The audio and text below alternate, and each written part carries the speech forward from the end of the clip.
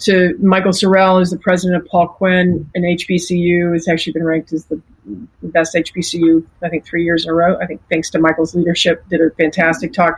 So we really are incredibly intentional. One, we make sure, and we will keep getting better, but we had 153 panels, and every single panel had a woman or person of color on it. In fact, a number of those panels had all women or all people of color.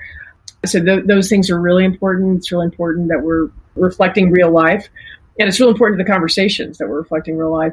And then we hold a host of other events. We gave two amazing men, Nate Davis and Carlos Marino, the Innovator of Color Awards this year. They're both incredible people who have done great work. One's a CEO of K12.com public company. The other is a CEO of Big Picture Learning, which is a very extraordinarily progressive global school manager.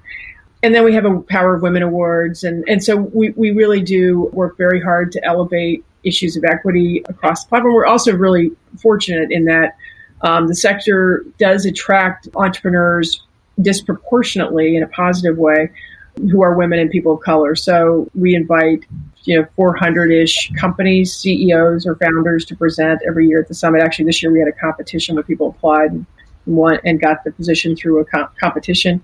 And every year, a third of those companies are founded and or led by women, a third to 40%, somewhere between 34 and 40%, where it kind of moves between. We'd love to get it to 50%, but we feel very good about the 34 to 40. And then about a quarter of the companies are founded and or led by people of color. So, very proud of our sector that it's got the kind of diversity that those numbers reflect in leadership of innovation leadership.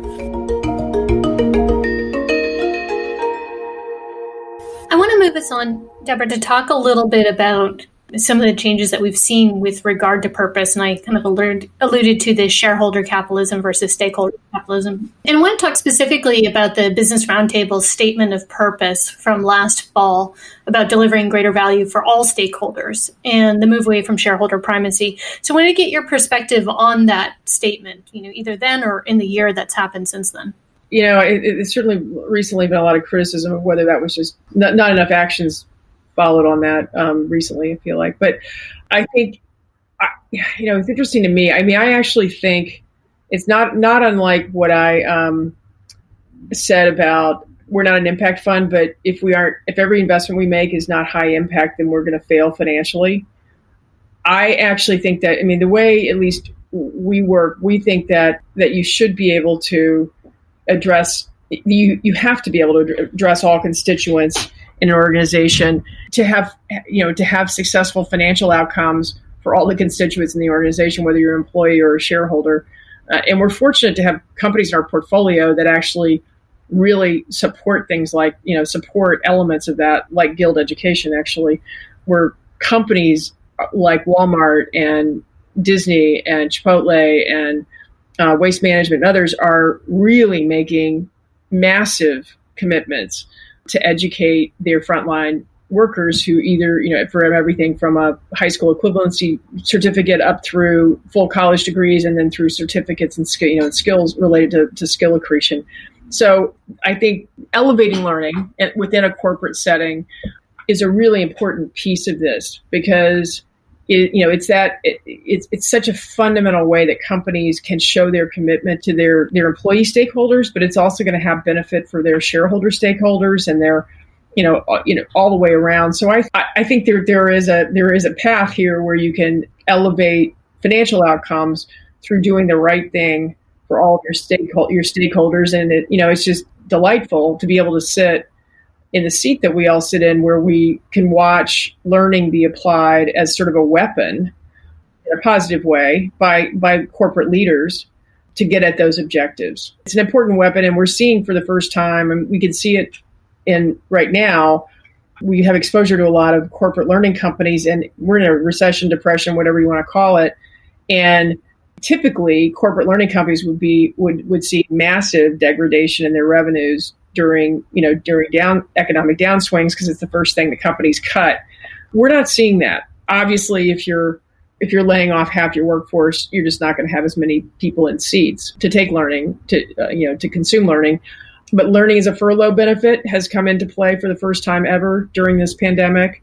People are working on learning as a layoff benefit. We'll see where we get there. That'll probably require some other, additional structuring like government help and things like that. But I think it is really makes me feel optimistic that, as opposed to being the thing that was dispensable, easy to dispense with first when you had to cut things, it's actually being now viewed as at least by many companies, increasing numbers of companies, as a weapon to improve overall outcomes. And can you explain a little bit more what you mean by learning as a furlough benefit? What does that look like?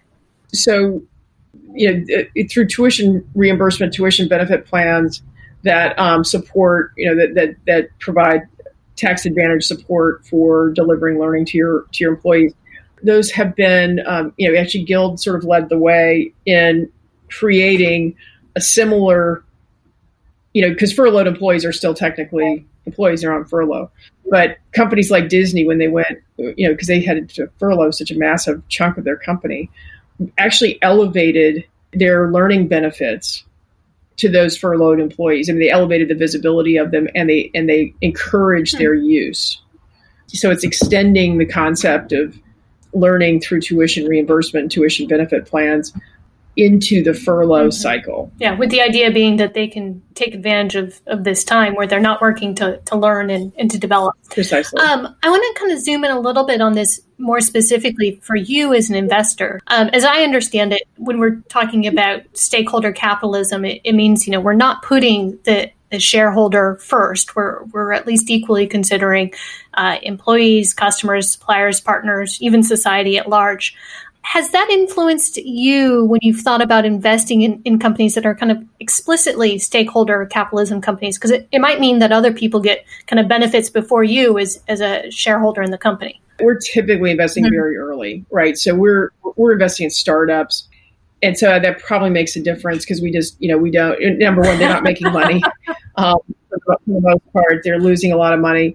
And I do, one thing that we do believe passionately, I mean, in startups give you an interesting case. And we had this in our recent investment where, someone was, it's the founding team, it was white men, and we raised, and other investors came along with us, raised the need to address issues of diversity now.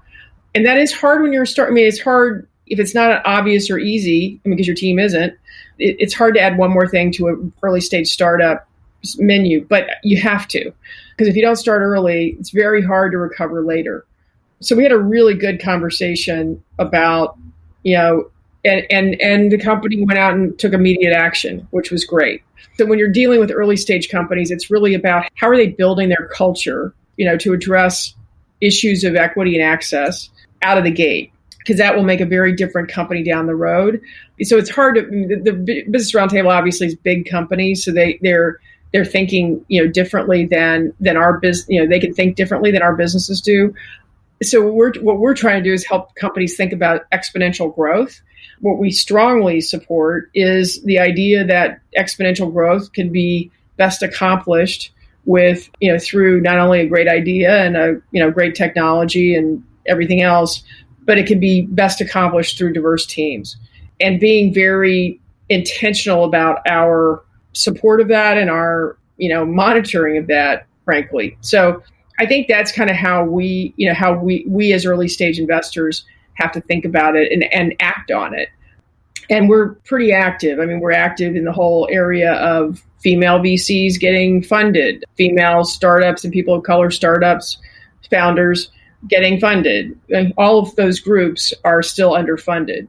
The category I sit in is a woman, a female. We're a female-owned firm, and a majority female-run investment, or equal 50-50 equal investment committee, female male.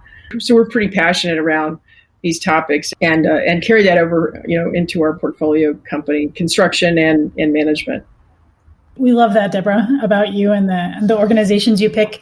I'm kind of curious about, we talk to a lot of startups as well, and we have noticed that they skew white and they skew male. Just curious about how much of a luxury purpose is when you're doing a startup.